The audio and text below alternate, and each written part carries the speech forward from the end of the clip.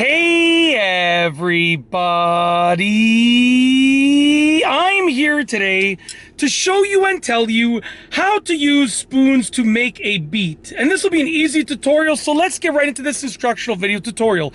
All that you need are some spoons, and you can use regular sort of everyday spoons like these ones over here. You can use wooden spoons, you can use plastic spoons, you can use any type of spoons, any type of spoon that will make sound when they sort of hit together.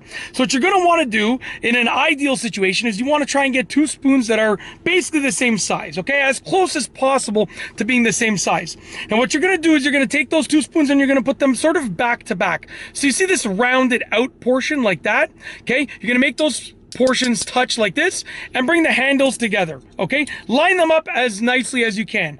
When you've done that, you're going to basically take a finger and you're going to place it between the two spoons. So as you can see, they're sort of lined up back to back like that, and I'm bringing the handles together and I'm getting a finger. You can see right here my index finger is between the two spoons, okay? Now I'm getting my thumb on this side and I'm going to get my other fingers on this side. So this is what the positioning is going to look like.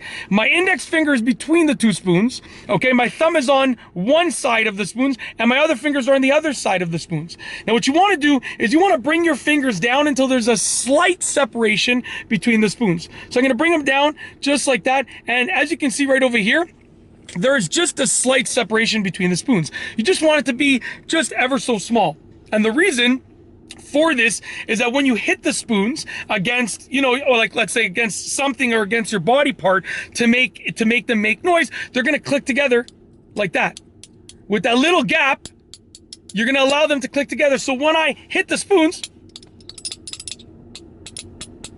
now they're making sounds because it's when I hit the spoons, it's closing that gap right there.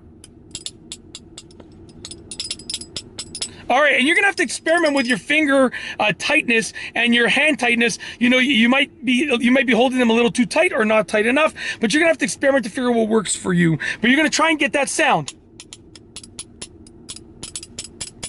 And basically, that's how you're gonna make your beat. Now, what you wanna do is you wanna just create a very simple beat. So just get a quick little tempo, okay?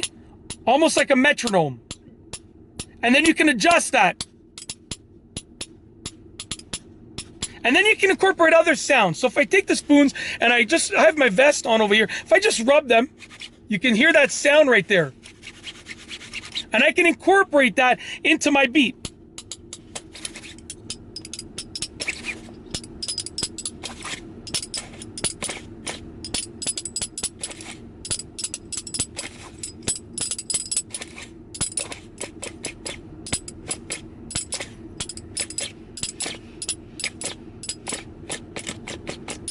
And you can basically do whatever you want with those spoons. So the idea is very simple. You can get a couple different sounds. You can actually have many different sounds if you experiment. But basically the sounds that I utilized were just tapping them together against the body part, like my arm, and then rubbing them against my clothing, like my vest, to make an additional sound.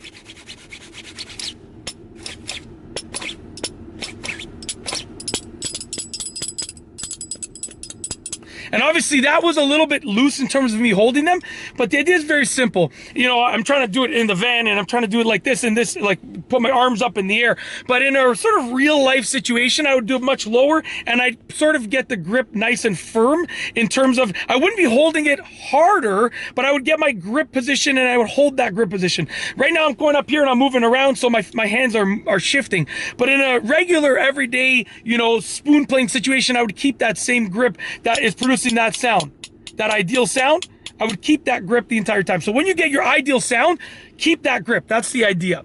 And that's basically it. It's literally that simple. You can make a nice beat using spoons, and there are so many other ways that you can get different sounds. These are just so many different types of spoons that you can use to create different variations of sounds. These are just some quick examples that I came up with for making a beat using spoons. And that's it. Hopefully you enjoyed the video, and I've got nothing else to say, so we're going to roll the outro. If you like this video, please be sure to give it a thumbs up. Let me know what you think down below as a comment. And of course, be sure to subscribe for more great videos just like this one. And that's all I have for you today. Thanks for watching.